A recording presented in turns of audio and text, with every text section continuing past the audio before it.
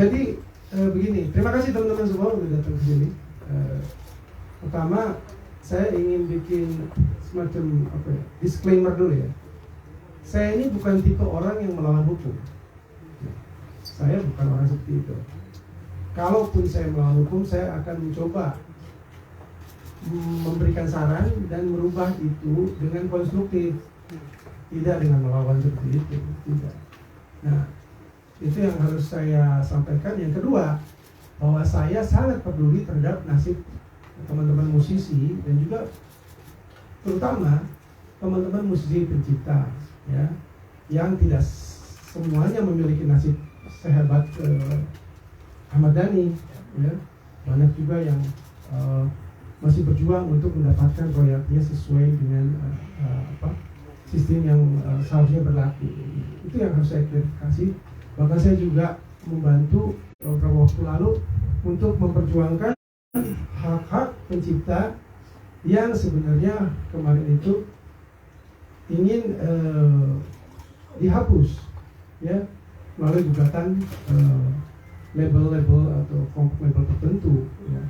Dan itu sudah kita menangkan dari sisi musisi dan pencipta, bahwa lagu-lagu yang sudah melewati masa itu kembali kepada pencipta, ya, untuk dieksploitasi. Itu konteksnya lain. Artinya saya ingin katakan bahwa saya peduli dengan teman-teman musisi dan pencipta dan masa depan kita semua. Kalau saya melihat begini ya, masalah ini sebetulnya ada di paling tidak dua sisi. Pertama, masalah hukum, ketidakpahaman akan ketentuan hukum positif, artinya hukum yang berlaku. Dan kedua adalah masalah yang bersifat lebih pribadi. Ada dua hal. Pertama, mungkin rasa tidak terpenuhinya fairness atau katakanlah keadilan, begitu ya. Atau yang kedua, masalah yang lebih pribadi lagi, sebaiknya nggak usah diungkap di sini. Teman-teman justru pengen tahu. Jadi sebenarnya masalahnya itu konstruksinya ya, masalah hukum, ya, peraturan dan aturan yang sebenarnya benar-benar berlaku. Yang kedua masalah soal ketidakpuasan terhadap penerapan hukum ini sendiri. Kalau lu mau nanya yang apa? Sebenarnya kan yang disinggung ada hak moral ya. Hak moral itu sebenarnya seperti apa sih, Cak? Tergantung mau lihat dari konteks mana. Kalau ya kita ngomong sebagai orang awam, masyarakat awam, mungkin akan menafsirkan hak moral itu ya hak yang berurusan dengan perasaan kita gitu. Lu pakai lagu gue, ya sepatasnya dong, lu bayar gue. Itu hak moral dalam konteks masyarakat biasa. Tapi dalam konteks undang-undang hak cipta, hak moral bukan seperti itu. Hak moral itu adalah hak yang melekat pada pencipta untuk namanya dicantumkan. Kemudian hak supaya ciptanya itu tidak dirubah seenaknya sehingga mendegradasi derajatnya gitu, atau dibikin lucu-lucuan dan sebagainya. Estetikanya ditak-atik sampai hancur luar biasa seperti itu. Itu dia punya hak moral.